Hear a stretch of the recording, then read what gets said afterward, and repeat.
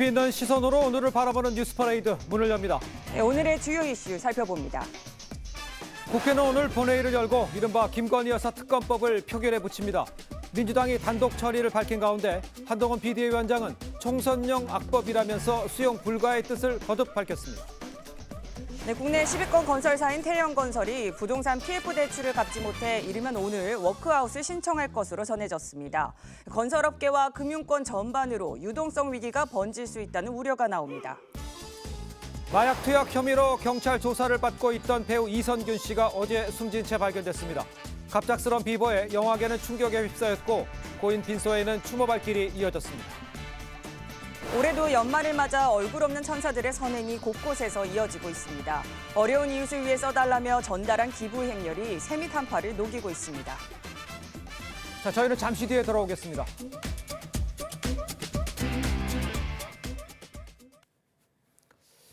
시청자 여러분 안녕하십니까? 목요일 뉴스 퍼레이드 시작합니다. 국회는 오늘 본회의를 열고 이른바 김건희 특검법과 대장동 50억 클럽 특검법, 일명 쌍특검을 표결에 붙입니다. 여당은 총선용 악법이라면서 강력히 반대하고 있지만 야당은 강행 처리할 방침이어서 국회엔 팽팽한 긴장감이 이어지고 있습니다. 오늘 첫 소식은 긴박하게 돌아가고 있는 이 국회 상황으로 시작하겠습니다. 이정민 기자입니다. 4월 민주당과 정의당 등 야당은 김건희 여사의 주가 조작 의혹과 대장동 50억 클럽 의혹 등 이른바 쌍특검법을 신속 처리 안건으로 지정했습니다. 국회법에 따라 쌍특검법은 오늘 본회의에 자동 상정돼 표결에 붙여집니다. 여당은 언론 수시 브리핑과 야당 단독 특검 추천 등 독소 조항을 지적하며 수용할 수 없다는 입장입니다. 총선 그렇게 치르겠다는 법? 저는 그거는 국민의 눈과 귀를 가리는 것이고 국민의 선택권을 침해하는 것이라고 생각합니다. 하지만 야당은 법과 수사 앞엔 예외가 없다며 특검 수용을 압박했습니다. 법 앞에 만인이 평등해야 하는데 특검을 거부하는 자가 범인이다. 많이 듣던 말 아닙니까? 특검법은 재적 의원 과반 출석의 절반 이상이 찬성하면 통과됩니다. 과반인 167석을 가진 민주당이 강행 처리하면 여당이 국회에서 이를 막을 방법이 없습니다. 이 때문에 여당은 일찌감치 윤석열 대통령에게 거부권 행사를 건의하겠다고 밝힌 상황입니다. 야당은 헬로윈 참사 특별법 상정도 요구하고 있는데 김진표 국회의장은 여야의 추가 협의를 주문했습니다. TV조선 이정민입니다. 국민의힘 이준석 전 대표는 예고했던 대로 탈당과 신당 창당을 공식 선언했습니다. 정치적 고향인 서울 상계동 고깃집에서 회견을 열고 정치 인생 12년과 그간의 고민을 털어놨습니다. 정민진 기자가 다녀왔습니다. 이준석 전 대표가 지지자들과 유튜버들의 환호 속에 고깃집 회견장에 들어갑니다.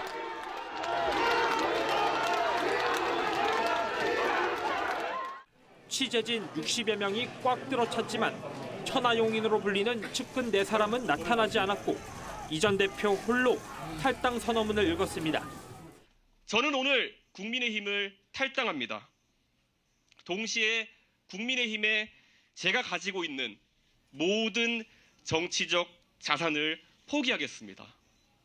이 전 대표는 김기현 지도부 체제에서 선대위원장과 우세 지역 공천을 제안받은 사실을 공개하며 미래를 위한 대안 마련보다 극한 대립만 하는 윤석열 정부와 함께할 수 없다고 했습니다.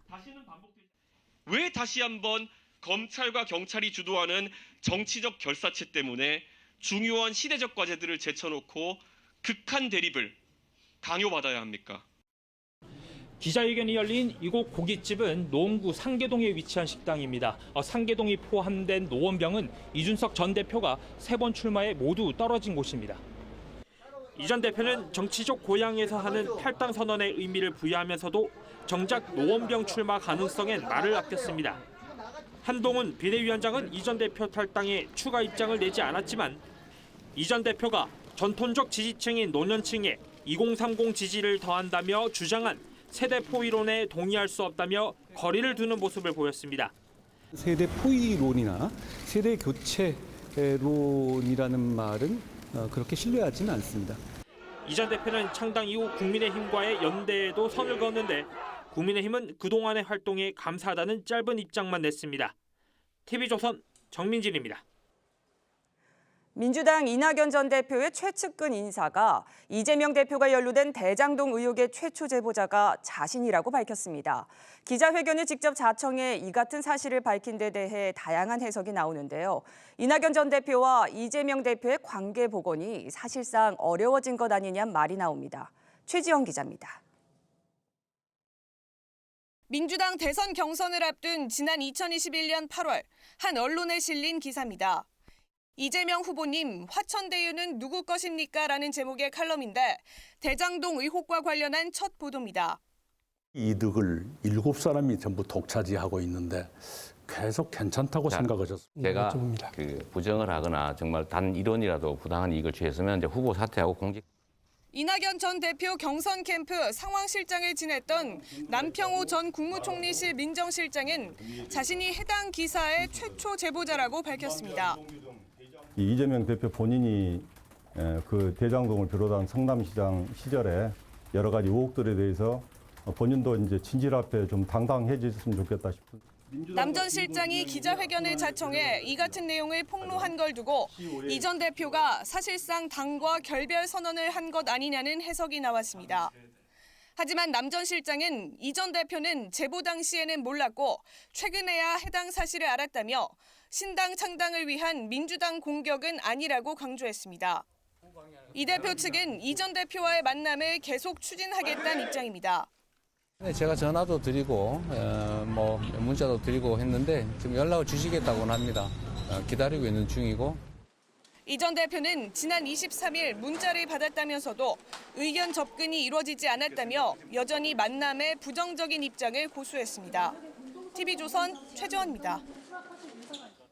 네, 전해드린 대로 더불어민주당과 이 정의당이 추진한 이른바 이 쌍특검법 오늘 국회 본회의에 상정될 예정입니다. 여야는 특히 김건희 특검법을 놓고 강대강 대치를 이어가고 있는 상황입니다. 자, 두 분과 함께 정치권 소식을 자세히 짚어보겠습니다. 김영우 전 자유한국당 의원, 김효은 전 민주당 선대위 대변인 모셨습니다. 안녕하십니까? 네, 안녕하세요. 네, 반갑습니다. 자, 먼저 김건희 특검법 관련해서 한동훈 비대위원장 또 이재명 대표의 입장부터 함께 들어보겠습니다.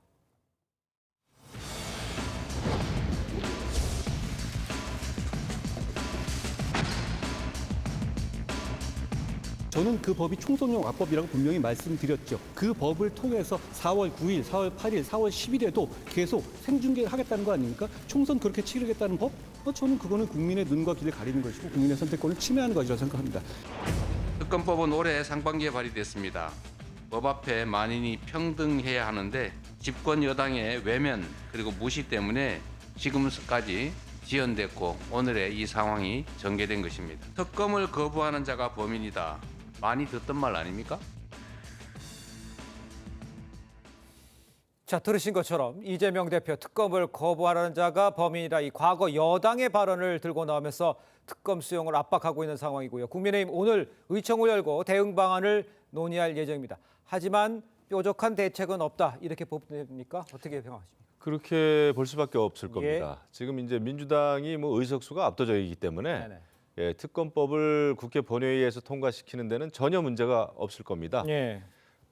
이제 민주당 입장에서는 이 법안을 내년 4월 총선 때까지 계속 밀어붙이겠다는 거 아닙니까? 그렇습니다. 결국은 이제 내년 총선 자체를 김건희 특검법을 가지고 치르겠다라는 것이 기본 전략이기 때문에요. 이것을 이제 밀어붙이겠죠. 국민의힘은 이제 오전에 의총을 한다고는 합니다만은 아마 이것은 법안 자체에도 문제가 있고 이것은 민주당의 총선용이니만큼 받아들일 수 없다라는 결론으로 아마 모아질 겁니다. 그래서 이제 국회 본회의장에 들어가지 않는 보이콧을 선택할 가능성도 있고요. 여러 가지 이제 그런 시나리오가 예상이 되는데 이 법안 자체는 다들 아시겠습니다만은 정의당이 발의한 법안으로 지난 4월에 통과가 된 거예요. 그래서 법안이 발의가 돼가지고 여기 패스트 트랙을 태워가지고 여기까지 왔죠. 근데 보통 특검이라고 하면 검사의 어떤 수사 결과가 미진한 경우에 여야가 합의해가지고 이제 만드는 게 특검인데 이것은 정의당이 그냥 만든 법안을 가지고 교섭단체도 아닌 사실 정의당이 만든 법안을 가지고 특검법이 발의가 됐죠. 예. 이렇기 때문에 이것은 총선용이다. 그리고 이제 지난 그 민주당 정부에서 윤석열 당시 검찰총장의 손발을 묶은 상황에서 민주당 그 정권 하에서 검사들이 2년 가까이 예. 그 수사를 했는데 나온 게 전혀 없었단 말이에요. 그러니까 이것을 특검으로 다시 만들었다는 것은 누가 보더라도 정치 전략이다, 민주당의 전략이다. 이렇게밖에 볼 수 없는데 예. 결국은 이게 법안의 문제이기도 합니다만은 또 감정, 정서의 문제가 있지 않습니까? 그래서 이제 국민의힘이 지금 어려운 거죠. 알겠습니다. 총선용 특검이라 이렇게 주장하지만 특별히 어떻게 막을 수 있는 방법은 없다. 이렇게 국민의힘 김영우 전 의원께서 얘기를 해주셨습니다. 일단 여당에서는요, 총선용 악법이라는 주장을 이어가고 있는 상황이고요. 결국 총선 때까지 김 여사 이슈를 끌고 가겠다는 이 정략적 의도다. 이렇게 반발을 하고 있어요. 어떻게 반박하시겠습니까? 그러니까 민주당이 지금 누누이 지금 같은 얘기를 하고 있거든요. 예. 뭐 국민의힘도 항상 같은 얘기를 하고 있습니다. 총선용 악법이다. 네. 김건희 여사를 관련해서 뭐 정치 뭐 선전선동이다 이런 표현까지도 쓰는데요. 민주당 일관되게 얘기했습니다. 올 3월에 이미 법안이 발의가 됐고요. 예. 그리고 패스트트랙이 지정이 돼서 180일 동안에 있었고, 그리고 본회의 회부돼서 절차에 따라서 지금 본회의 이제 의결까지 앞두고 있습니다. 예. 그런데 이 정당한 과정 안에 국민의힘이나 이런 쪽이 전혀 아무 얘기도 않고 있다가 이게 총선이 임박했다 이렇게 얘기하는데요. 예. 그러니까 작년부터 우리 모든 그 정치 일정은 다 총선용입니까? 1년 전에 뭘 해도 총선용, 몇 개월 전에도 다 총선용인데요. 네. 정치나 국정이라는 게 총선 하나만 바라보고 가는 것이 아님에도 불구하고 예. 오히려 국민의힘은 이거를 총선용이라고 계속 공격을 하고 있고요. 아까 한동훈 비대위원장이 그러면 총선 임박해서 몇 월 며칠에 생중계할 것이다라고 얘기하는데 왜 그거를 겁냅니까? 항상 한동훈 그 비대위원장이 장관 시절에 얘기했습니다. 민주당을 공격하면서 국민들이 예. 잘 판단을 하실 거라고요. 그러면 국민들의 이걸 믿고 정말 민주당이 과한 주장을 하는 것인가, 아니면 정말 김건희 여사 문제가 있는 것인가, 그걸 예. 국민들 앞에 알겠습니다.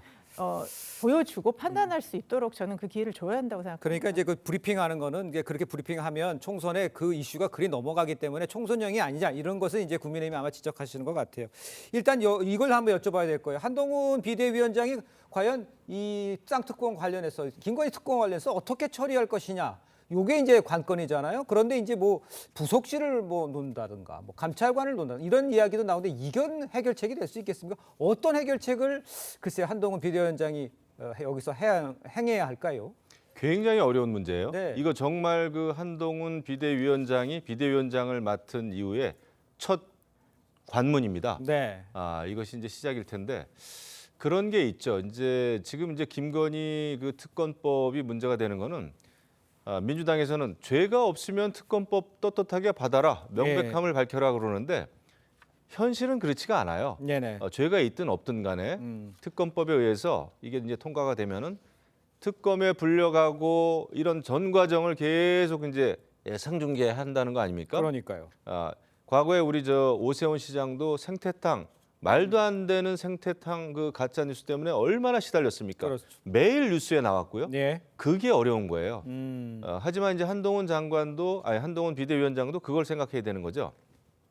특검법이 문제가 많은 네. 법안임에도 불구하고 그건 이제 이 법이 좋은 법이냐 무슨 악법이냐 이런 문제가 하나 있는 거고 그건 예. 이제 사실관계고 또 하나는 또 정치라고 하는 거는 감정의 문제, 정서의 문제란 말이죠. 예. 그러니까 이 법안을 무조건 대통령이 그냥 거부하고 아무런 또 조치, 대안을 제시하지 않는다 했을 때는 그 국민적인 저항이 분명히 있거든요. 그렇죠. 이 특검법을 거부하면 안 된다라고 하는 국민들의 조사가 한 70% 나온다는 거 아닙니까? 예. 그렇기 때문에 이거에 대해서는 또 답을 내놔야 된다. 그러니까 김건희 여사의 어떤 대외 일정에 대한 예. 새로운 원칙을 만들고 그다음에 특별감찰관을 뭐 임명한다든지 어쨌거나 대국민 설명이 있어야 됩니다. 이 부분을 한동훈 비대위원장이 정치적으로 풀어내야 되는 거죠. 예. 이것은 그냥 독소 조항이 있는 악법이다, 총선용이다 라고만 했을 때는 그것은 이제 법무부 장관이었을 때는 그 정도까지만 얘기해도 충분합니다만은 이제는 총선을 책임지는 비대위원장이에요. 그러면은 국민들이 가지고 있는 정서에 대해서도 예. 답을 내놔야 되는 그런 알겠습니다. 어떤 그 숙제를 안고 있다 이렇게 봅니다. 알겠습니다. 자, 오늘요 본회의를 앞두고 이제 한동훈 비대위원장과 이재명 대표가 첫 상견례를 가질 가능성이 있습니다. 한 위원장이 취임하자마자 이 두 사람 간에 거듭 설전이 오가고 있었죠. 먼저 이 이야기를 듣고 이야기를 이어가도록 하겠습니다.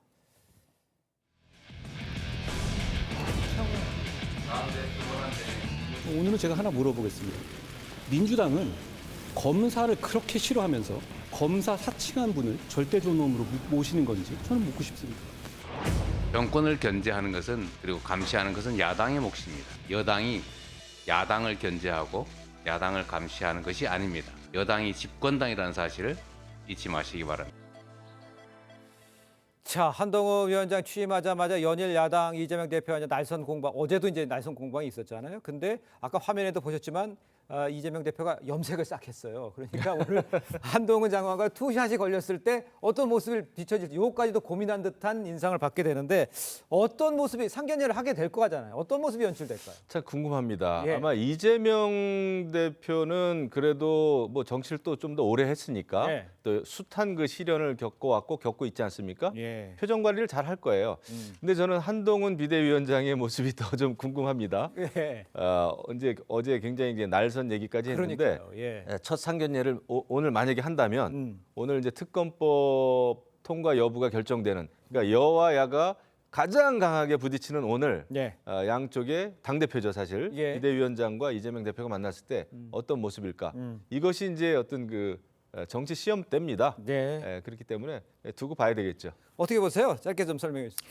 그러니까 지금 한동훈 비대위원장의 취임 일성으로 뭐 굉장히 국민의힘 내부나 약간 국민들한테 처음에 신선한 모습을 보여준 것 같습니다. 예. 그런데 어제 또 연이은 발언 보면 완전히 뭐 그 대화 상대인 이재명 당대표를 향해서 뭐 거의 피의자, 검사 사칭한 사람 이런 식으로 공격을 해놓고 오늘 그러면 얼굴 만나서는 우리 잘해봅시다. 과연 그런 얘기를 할 것인가? 그건 너무 앞뒤가 다른 이런 모습이 예상이 될 것 같고요. 네. 그리고 한동훈 지금 비대위원장이 어떻게 보면 진짜 이젠 정치인입니다. 정치인이면 그렇죠. 예. 정치는 기본적으로 저는 겸손이라고 생각합니다. 자기를 좀 낮춰야 되는데 네. 지금 한동훈 비대위원장은 정말 그냥 승승장구하던 검사 그리고 상대의 항상 약점을 잡아서 싸우려고 하는 예. 어제 이준석 전 대표의 발언을 인용하면 정말 검투사 같은 이런 정치를 하려고 하는데요. 네. 글쎄요. 지금 국민의힘 안에서 그 내부 사람들의 사기를 진작시키는 응원단장의 역할은 안에서는 통할지 모르겠지만 과연 야당을 상대하고 국민을 상대하는 정치의 모습에서는 이제 저런 모습은 더 이상 통하지 않을 것이다. 그래서 오늘이든 언제든 만나는 예. 모습에서 저는 한동훈이 어떤 사람이고 어떤 정치를 하는지가 처음으로 보여주는 그런 기회가 될 것 같습니다. 그렇죠. 비판을 하더라도 현장에서 이제 정치인이 됐으니까 또 다른 모습을 또 악수하며 하는 모습도 볼 수가 있겠죠. 한번 지켜보도록 하고요. 계속해서 어제 국민의힘을 탈당한 이준석 전 대표 이야기 좀 해보겠습니다. 정치적 고영이라고 할 수 있는 이 상계동 여기서 갈빗집에서 기자회견을 가졌죠. 어떤 이야기를 했는지 직접 들어보겠습니다. 저는 오늘 국민의힘을 탈당합니다. 동시에 국민의힘에 제가 가지고 있는 모든 정치적 자산을 포기하겠습니다. 실제로 이미 몇 달 전 책임 있는 사람으로부터 총괄 선대위원장 등의 자리도 제안받은 적이 있습니다. 그런데 전혀 마음이 동하지 않았습니다. 총선 전 재결합 시나리오라는 것은 제가 부정하고 시작하겠다라는 말씀을 드리겠습니다. 제가 개인적으로 봤을 때는 응어리 털기 아니면 외로움 이런 게 좀 느껴졌는데 어제 그 탈당 기자회견 어떻게 보셨습니까? 뭐 착잡하죠. 네. 전직 당대표 아니었습니까? 예. 근데 이제 당대표였던 이준석 전직 당대표가 탈당까지 하게 됐죠. 뭐 우여곡절이 많이 있었죠. 예. 근데 결국 그 이준석 그 전 대표도 그 본인이 처했던 상황을 글쎄요. 제대로 돌파한 것 같지는 않아요. 이제 막상 그 탈당을 하면은 네네. 굉장히 외로움이 좀 예상은 됩니다.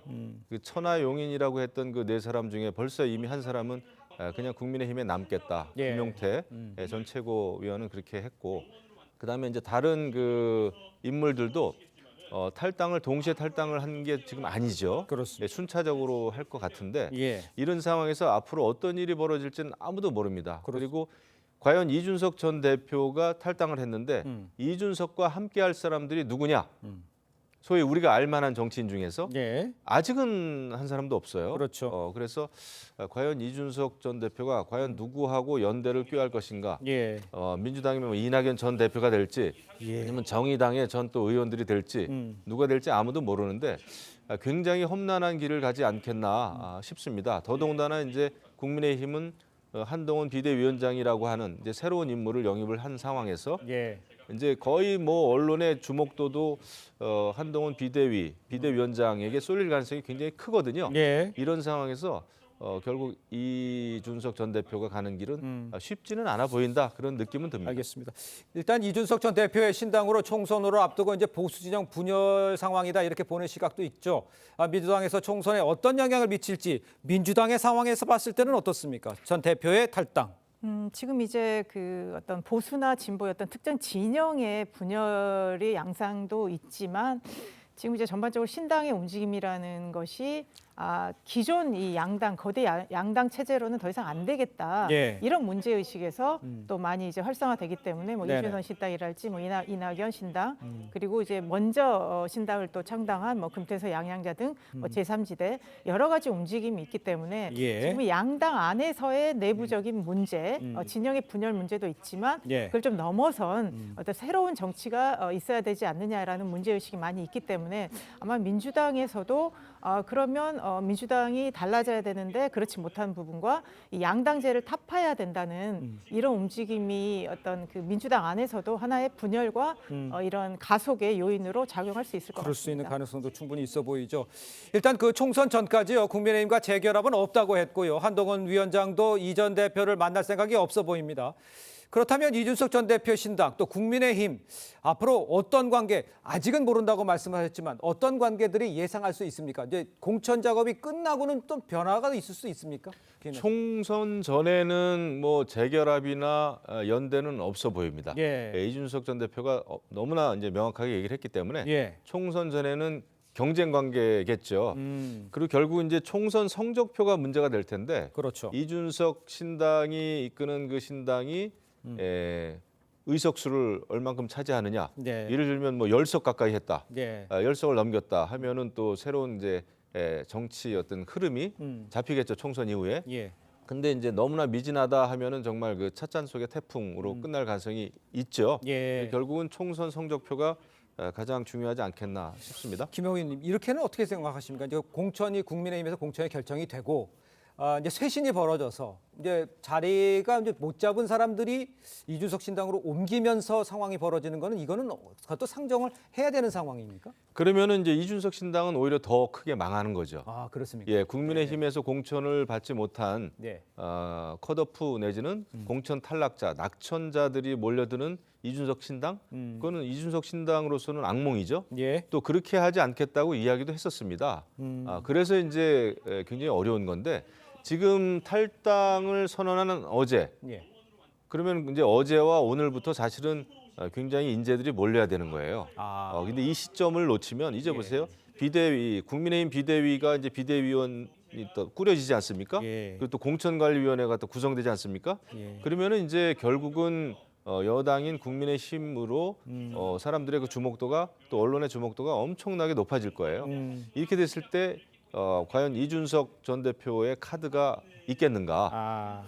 그게 굉장히 좀 쉽지는 않아 보여요. 알겠습니다. 창당과 함께 같이 한 옆에 사람들이 있어줘야지 이삭줍기로는 본인의 목적을 달성할 수 없다. 이런 지적이라고 이해를 할 수 있을 것 같습니다. 자, 다음으로 민주당 소식도 짚어보겠습니다. 이낙연 전 대표의 측근인요. 남평호 전 총리실 민정실장 이 대장동 비리 의혹의 최초 제보자라고 밝혔습니다. 고백 시점과 배경, 이 관심이 쏠릴 수밖에 없죠. 남 전 실장의 이야기를 먼저 들어보겠습니다. 대장동 사업은 이재명 지사가 내세웠던 단군 이래 최대 업적과는 거리가 있었습니다. 이낙연 후보에게 보고하지 않은 채 언론에 제보하기로 마음먹었습니다. 제가 제보자라고 밝히게 된 것은 정치가 부정과 부패와 함께할 수 없다는 양심의 반려였습니다. 민주당의 승리를 위해 진실을 뒤집어도 좋다는 비양심적인 말들이 난무하고 있습니다. 자, 대장동 의혹 보도 당시에도 그 배경을 두고 억측이 쏟아졌지만 지금은 누가 최초 제보자인지 이거 중요하지 않은 상황이다 이런 지적 많습니다. 대장동 실체가 중요하다 이런 거죠. 그런데 왜 이낙연 전 대표가 제시한 탈당 시한에 임박한 이 민감한 시기에 이런 얘기를 했냐? 어떻게 보십니까? 그러니까 저는 이제 시기가 우연히 좀 겹쳤는데요. 우연이라고 보세요? 예, 그러니까 왜냐하면 그 최초 기사를 작성한 기자가 네. 검찰 조사를 받는 과정에서 그러면 누구한테 제보를 받았냐 했을 때 네. 이낙연 전 대표 최측근이라고 이미 얘기를 해버렸습니다. 예. 그 시기가 이제 공교롭게 지금이 됐던 거고요. 그런 상황에서 그러면 그 최측근이 누구냐라고 하는 상황에서 이게 계속 끌고 갔을 경우에는 억측이나 예. 뭐 이런 또 이게 계속 그 확산이 되기 때문에 아마 당사자는 이거를 밝힐 수밖에 없는 상황이었던 것 같고요. 네네. 그리고 또 두 번째는 자꾸 이제 작년에 이재명 대표가 후보가 야. 민주당이 대선에 진 것이 이낙연 측에서 대장동을 제기를 했고 이걸로 네. 인해서 대선이 패배됐다. 그래서 계속 이낙연 이제 대선 패배 책임론이 계속 있었고 그걸로 인해서 양측 지지자들 간의 갈등이 매우 컸습니다. 예. 그래서 그 부분에 대해서 그건 아니다라는 걸 명확히 하고 싶었을 것 같고요. 그리고 최근에 또 민주당 이런 상황에 대해서 이 대장동의 진실이라는 것을 밝혀서 뭐 정치가 이렇게 가면 안 된다. 나름 이제 여러 가지 생각을 가지고 어제 기자회견까지 한 것 같습니다. 예, 일단 그 남 전 실장은 이낙연 전 대표 최근까지 이 사실을 몰랐다 이렇게 주장을 하고 있습니다. 이재명 대표 측은 모를 리 없다 이런 반응 나오고 있죠. 글쎄 이렇게 해서 보면 상황적으로 이 시점으로 보면 같이 갈 수 없는 상황이다 이렇게 보십니까?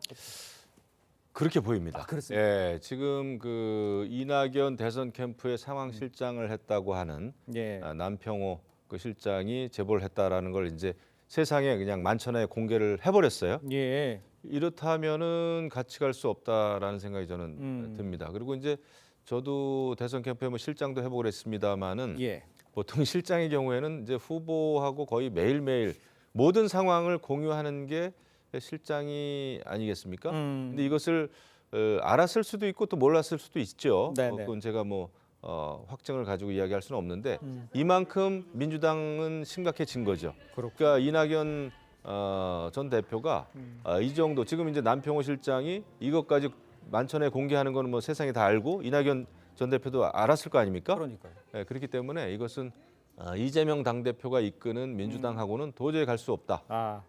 그리고 결국은 이제 이낙연 전 대표도 그렇고 뭐 국민의힘 이준석 전 대표도 그렇고 양당의 대표를 지냈던 인물들이 결국을 탈당하게 되는 예. 초유의 사태가 좀 벌어지는 것 같아요. 알겠습니다.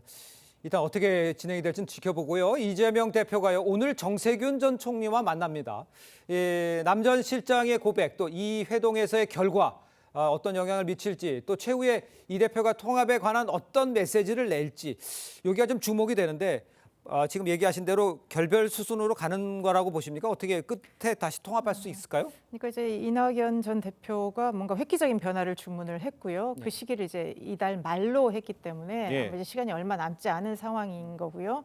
그리고 이재명 대표는 나름대로 이제 통합의 행보 노력을 예. 하고 있습니다. 김부겸 총리도 만났고요. 오늘 정세균 총리도 이제 만나고 네. 앞으로 그러면 지금 이제 이낙연 전 대표에 대해서도 만나자고 지금 제의를 한 상태이기 때문에 뭐 최종적으로 그런 만남이 이루어질지 어쩔지 모르겠지만 이재명 네. 대표는 통합 행보를 가속화할 건데 그러면 지금 이낙연 전 대표 입장에서는 획기적인 변화라는 것이 결국은 이재명 대표가 좀 이선으로 예. 후퇴하고 민주당이 쇄신을 해야 된다는 건데 지금 이재명 대표 측이나 주류 측에서는 그거는 받아들일 수 없는 상황이기 때문에 예. 두 사람의 그 요구가 평행선을 달릴 때는 아마 이게 어떤 접점을 찾기가 또 어려운 상황인 것은 사실인 것 같습니다. 알겠습니다. 국회 쌍특검 표결이 있죠. 오늘 한동훈 비대위원장과 이재명 대표 만나죠. 이재명 대표 정세균 대표도 전 총리도 만날 것 같습니다. 정치권 아주 복잡하게 돌아가고 있습니다. 자, 두 분 말씀 여기까지 듣겠습니다. 고맙습니다. 감사합니다. 네, 마약 투약 혐의로 경찰 수사를 받아온 배우 이선균 씨 어제 숨진 채 발견됐습니다. 갑작스러운 비보에 영화계는 충격에 휩싸였고 고인의 빈소엔 동료들의 추모 발길이 이어졌습니다. 성민혁 기자입니다. 배우 이선균 씨 빈소가 마련된 서울대병원 장례식장입니다. 영정사진 주위로 하얀 국화꽃이 놓였습니다. 밤늦은 시간까지 조문 행렬이 이어졌습니다. 고인과 함께 작품을 찍은 배우 조진웅 씨를 비롯해 조정석, 유연석 등 동료 배우와 영화계 인사가 고인의 마지막 가는 길을 배웅했습니다.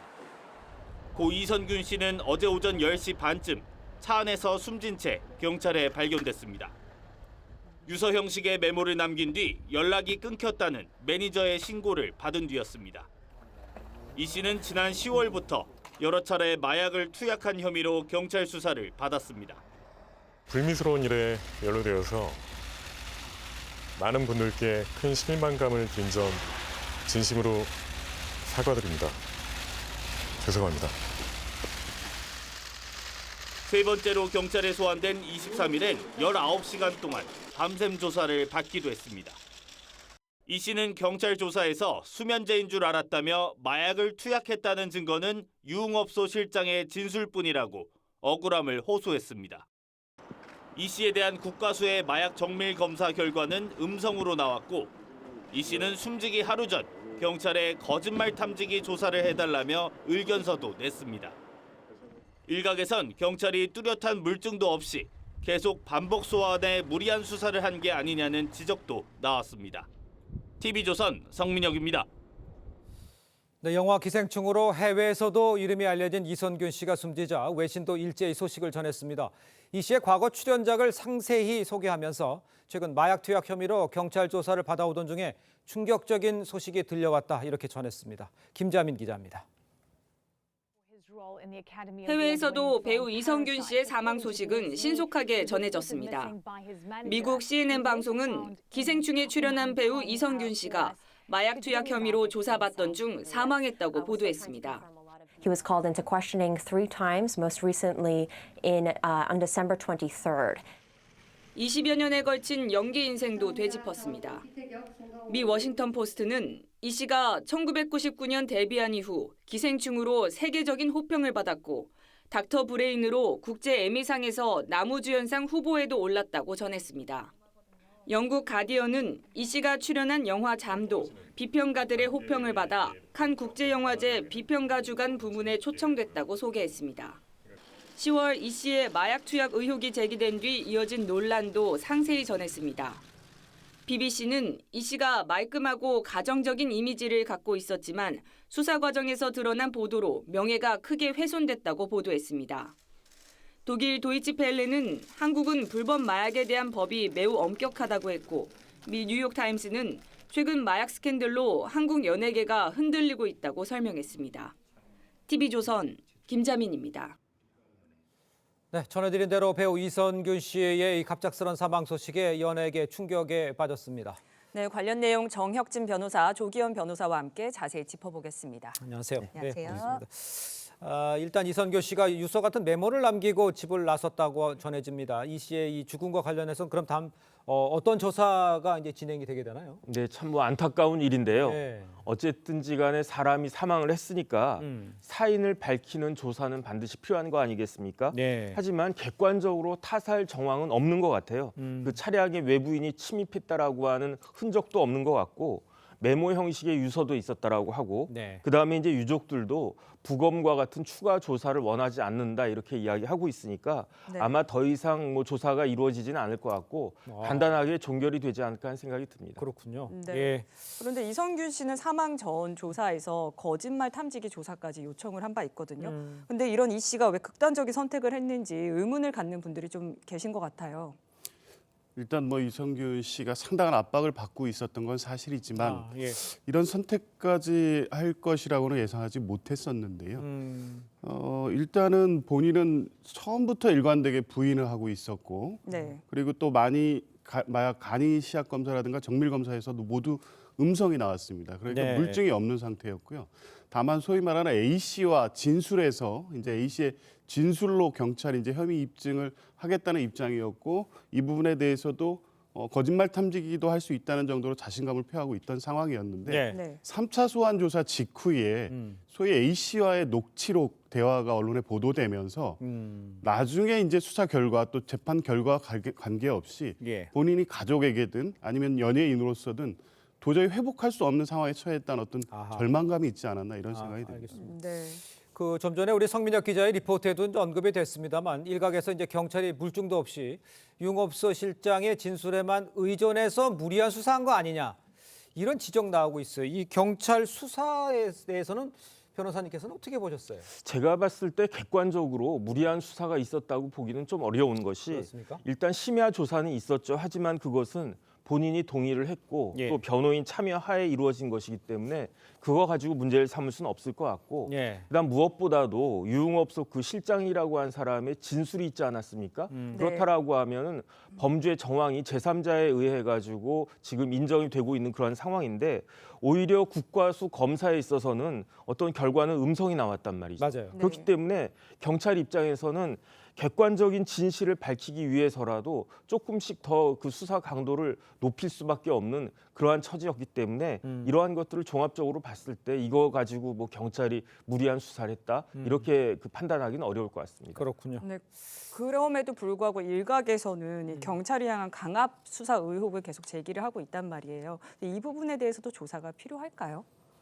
지금 말씀하신 대로 절차 자체에 문제는 없어 보입니다. 경찰 발표대로. 네네. 변호인 입회가 있었고 야간 수사에 대한 동의도 있었다는 거니까요. 그런데 이 기회에 다시 한번 마약 수사 전반에 대한 어떤 수사 관행에 대해서는 살펴볼 필요는 있어 보입니다. 이 예. 사건도 보면 초기 내사 유명 연예인에 대한 마약 투약 혐의에 대한 내사가 진행되고 있다는 보도가 나온 직후에 예. 지금 고인의 이름이 바로 언급되기 시작합니다. 아하. 그리고 세 차례 소환 과정에서도 소환 때마다 실제 그 진술이 있었던 내용들이 또 언론에 바로 보도되는 상황이 반복됐고요. 네. 그리고 급기야 3차 소환 이후에는 구체적인 어떤 A 씨와의 녹취록이 특히 유명 유튜버에 그대로 공개가 됩니다. 예. 그러니까 이런 것들이 물론 경찰이 피의 사실을 뭐 공개적으로 뭐 언론에 유출하거나 했다고 단정할 수는 없지만 네네. 수사 과정에서 이런 식으로 언론이 어떤 굉장히 관심을 갖는 사안이기 때문에 적극적으로 이제 브리핑을 하는 상황이 있었고요. 이 네네. 과정이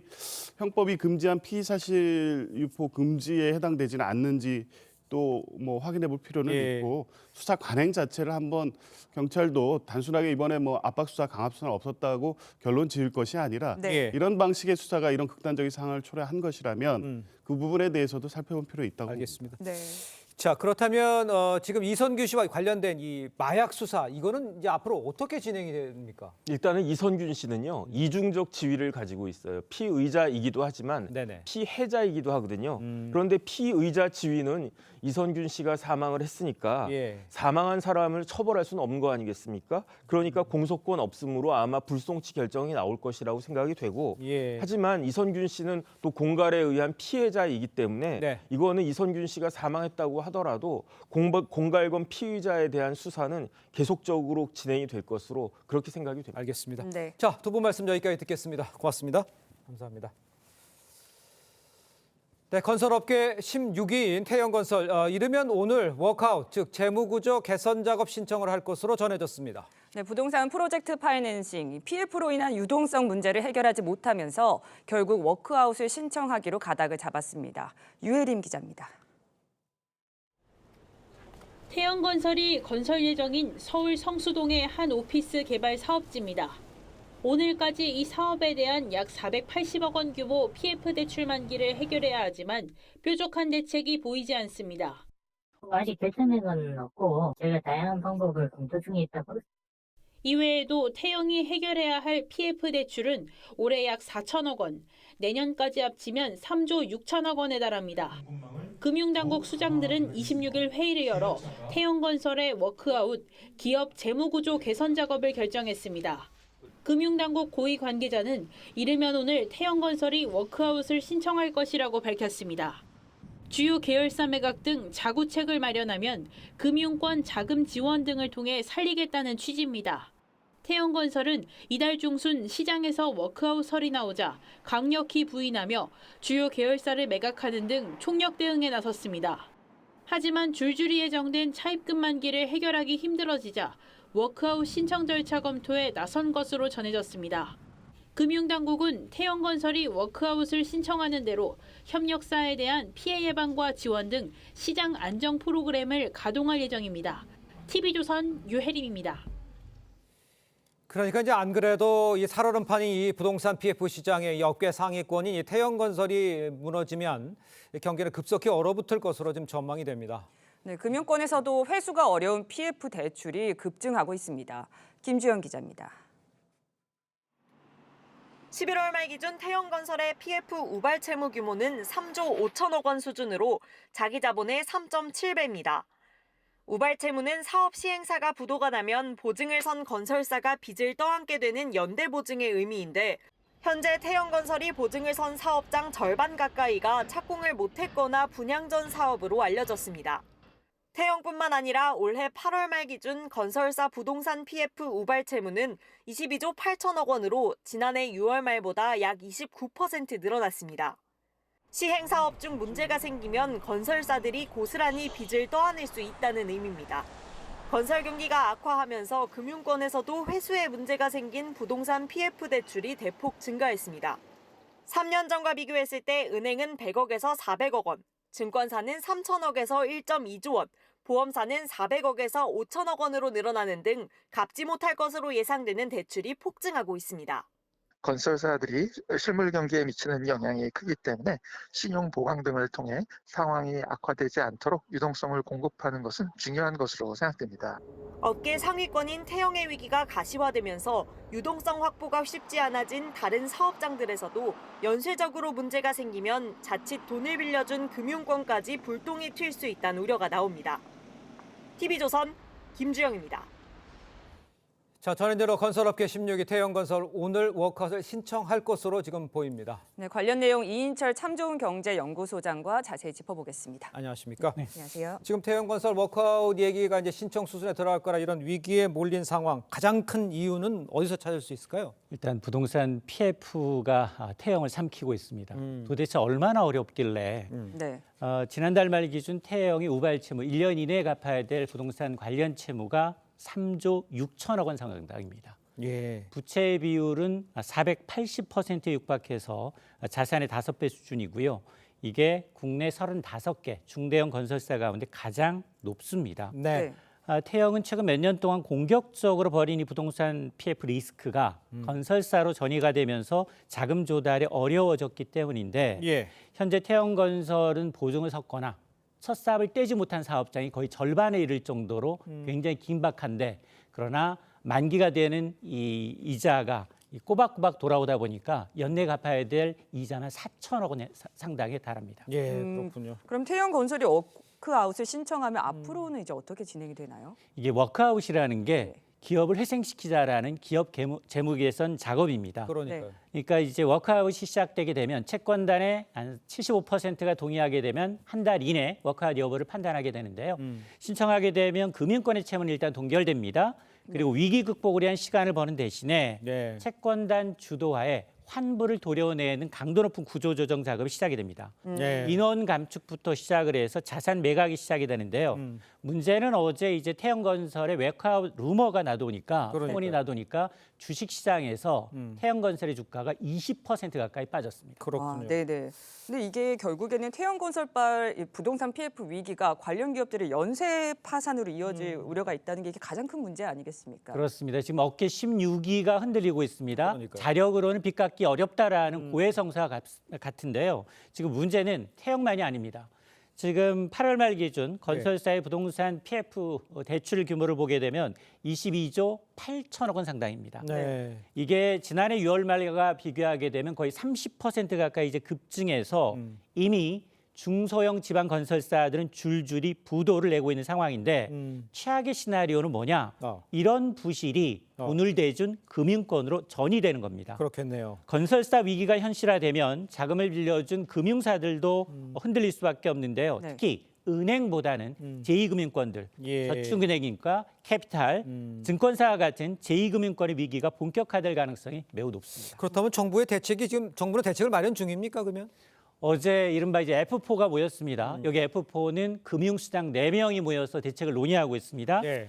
그동안 금융당국은 지난 4월에 발주한 대주단 협약을 통해서 PF 사업의 만기를 연장하는 방식으로 좀 위기를 막아왔습니다. 네. 하지만 이런 미봉책으로는 한계가 있다라는 것을 최근 금융당국이 감지하고 본격적인 옥석 가리기에 나서겠다라는 건데요. 네네. 다만 내년 4월에 이 총선에 미칠 파장, 또 건설업이라는 게 노동 집약적 산업이기 때문에 뭐 인테리어, 이사와 같은 후방 산업에 미치는 파장, 네. 건설사가 부도가 나게 되면 실업률이 올라가고 실물 경제에 충격이 있을 수 있습니다. 네. 자, 그럼에도 불구하고 회생 불가능한 사업장은 구조조정하겠다는 거고요. 회생 가능성인 사업장의 경우에는 PF 정상화 펀드를 통해서 이제 회생을 도모하겠다라고 밝히고 있습니다. 네. 계속해서 이 물가 관련 소식도 짚어보겠습니다. 국내 치킨업계 1위 브랜드 BHC가 내일부터 치킨 가격을 올린다고 하는데 얼마나 올라가나요? 그렇습니다. 제가 이제 서민의 영리를 건드리는 3대 식품 가운데 치킨을 첫 번째로 꼽았는데요. 그렇죠. 소주, 라면이 있습니다. 네. 소주는 그나마 세금을 낮추는 방식으로 내년부터 출고 가격을 낮춥니다. 이번엔 치킨 가격이 오르는데요. 치킨 프랜차이즈 1위 업체입니다. BHC가 당장 내일부터 85개 제품의 가격, 적게는 500원, 많게는 3,000원 올립니다. 네네. 평균 인상률이 12.4%입니다. 대표적인 이제 기초 메뉴 프링클이라는 이 치킨을 시키게 되면 지금 18,000원에서 내일 당장 21,000원으로 오르게 돼서 네. 이제 빅3 치킨 업체에서는 10,000원대 치킨은 사라지게 되는데요. 배달비가 보통 5,000원에서 6,000원 받거든요. 네. 이걸 감안하게 되면 치킨 한 마리 집에서 배달시키면 3만 원 가까이 내야 합니다. 그렇군요. 근데 이제 BHC가 이제 가격 인상의 수익성 개선을 위해 불가피한 조치다 뭐 이렇게 이야기는 하고 있습니다만 지금 그 닭고기 그 튀김인가요? 튀김류 이런 것들이 내렸는데도 올려서 문제라는 거 아니에요? 그렇습니다. 예. 일부 원자재 가격은 내렸음에도 불구하고 12% 두 자릿수 인상을 단행했습니다. 일단 닭고기 가격이 1년 전에 비해서 24% 빠졌습니다. 네. 하락했고요. 여기에다 이제 튀김류 주로 해바라기 씨유를 쓰는데 이 가격도 연초 대비 20% 가까이 내렸다는 겁니다. 네. 또 하나는 실적을 보면 BHC의 경우에는 영업이익률이 지지난해 20에서 30%로 웃돕니다. 네. 1,000원어치 물건 팔아서 2, 3,000원 남기고 있다는 얘기인데요. 네. 다른 경쟁사들의 평균 영업이익률이 7, 8%인 걸 감안하게 되면 이게 지금 매우 높은 영업이익률을 보유하고 있으면서도 가맹점주들과의 고통 분담을 이유로 가격을 인상하는 건 오히려 핑계가 아니냐라는 지적이 나오고 있습니다. 그렇군요. 네. 근데 또 이게 최근 고물가가 이어지면서 정부는 가격 인상 자제를 요청한 상황이잖아요. 근데 이번 그 치킨 인상으로 뭐 줄줄이 다른 업체들도 인상을 한다거나 외식 물가를 자극할 우려는 없을까요? 그러니까. 일단 이제 이 BBQ와 교촌은 이미 지난해 그리고 올해 가격을 올렸습니다. 그래서 아직까지는 가격 인상 계획이 없다라고 밝히고 있지만 그러나 이 치킨 국장님 긴장하셔야 할 것 같습니다. 매번 이제 가격을 올리고 있는 상황이고 특히나 정부가 그동안 이제 가까스로 기업들로 하여금 가격 인상 동결을 좀 유도를 하고 있습니다만 지금 부작용이 좀 나타나고 있습니다. 네. 일부 용량을 줄이거나 아니면 값싼 제품, 값싼 대체제를 사용하고 있는데 이번 이제 이 교촌뿐 아니라 이제 치킨 업체들의 가격 인상이 왜 중요하냐? 외식 물가가 좀처럼 잡히지 않고 있습니다. 네. 지난달 평균 소비자 물가 상승률은 3.3%지만 외식 물가는 4.8%, 1.5배 더 오르고 있습니다. 이 얘기는 치킨발 외식 물가 상승이 다른 업체로 다른 외식 물가, 서비스 물가로 이어질 가능성이 매우 높다라는 점입니다. 알겠습니다. 네. 자, 오늘 말씀 여기까지 듣겠습니다. 고맙습니다. 네, 얼굴 없는 천사들이 올해도 어김없이 선행을 베풀고 호련히 떠나갔습니다. 네, 전주의 얼굴 없는 천사는 올해까지 24년째 기부를 이어가고 있고 익명의 경남의 천사도 지난 2017년부터 어려운 이웃들을 돕고 있습니다. 샘이 한파를 녹인 이들의 선행을 박건우 기자가 전합니다. 연말이면 얼굴 없는 천사가 다녀가는 전주의 노송동 주민센터입니다. 어제 오전 10시 13분쯤에도 중년 남성의 전화 한 통이 걸려왔습니다. 네, 노송동 주민센터입니다. 표지판 뒤요? 예, 알겠습니다. 직원들이 찾아간 곳에선 빨간색 저금통과 돈다발, 편지가 담긴 상자가 발견됐습니다. 지폐와 동전을 일일이 세어보니 모두 8,006만 3,980원에 달했습니다. 불이웃 돕기로 쓰시라고 메모를 남겨주셔서 우리 관내에 불이웃을 위해서 쓸 예정입니다. 전주의 이 얼굴 없는 천사의 기부는 올해로 24년째. 누적 성금액은 9억 6천만 원을 넘어섰습니다. 상자 안에서 돈다발과 손편지가 나옵니다. 꾹꾹 눌러 쓴 편지에는 어르신들의 배고픔과 고독사가 없기를 바란다는 내용이 담겼습니다. 지난 19일 경남사회복지공동모금회로 익명 기부된 금액은 5,925만 6,329원이었습니다. 경남의 얼굴 없는 천사는 지난 2017년부터 최근까지 6억 1,200만 원에 달하는 성금을 기부했습니다. 저희한테 이렇게 익명으로 기부를 해주시고 또 연말 연시가 되면 늘 이렇게 기부를 얼굴 없는 천사들의 선행이 세미 단파에 얼어붙어만 가던 이웃들의 마음을 녹이고 있습니다. TV조선 박건우입니다.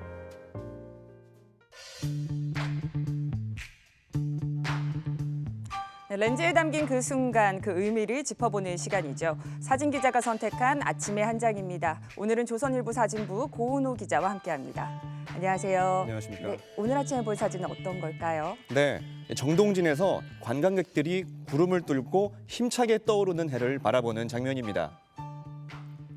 갑진년 청룡의 첫 기운을 받으며 새해를 시작하기 좋은 일출 장소를 모아봤습니다. 함께 보시죠. 붉은 태양이 용의 여의주처럼 빛납니다.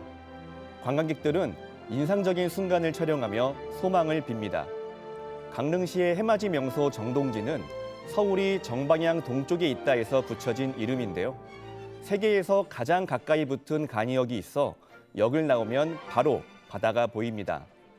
상생의 손 조형물로 유명한 경북 포항시 호미곶은 한민족 해맞이 축전을 볼 수 있습니다. 서울의 인왕산과 남산, 아차산은 도심 전경과 함께 멋진 일출을 감상할 수 있습니다.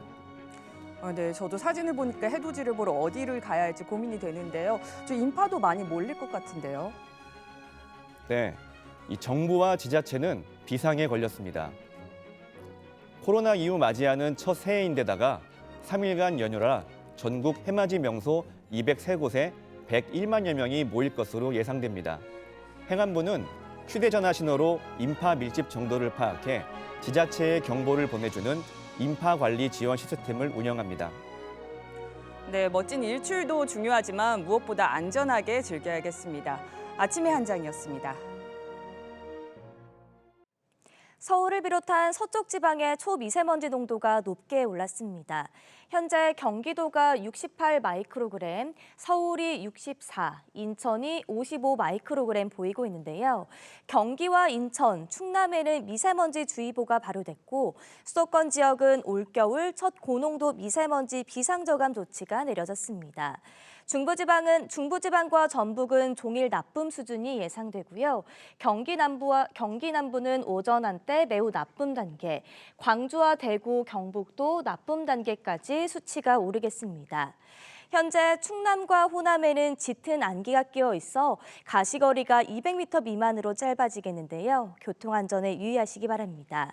또 동해안을 중심으로는 건조주의보가 계속 이어지는 가운데 바람도 약간 강하게 불겠습니다. 불조심해야겠습니다. 오늘 한낮 기온은 어제와 비슷하거나 조금 낮겠습니다. 서울이 5도, 대전 7도, 광주와 대구 10도 예상됩니다. 이번 주말 전국 대부분 지역에 미세먼지를 씻겨줄 눈이나 비가 내리겠습니다. 날씨였습니다. 네, 이상으로 목요일 뉴스 퍼레이드 마칩니다. 네, 저희는 내일 아침 7시 30분에 뵙겠습니다. 고맙습니다.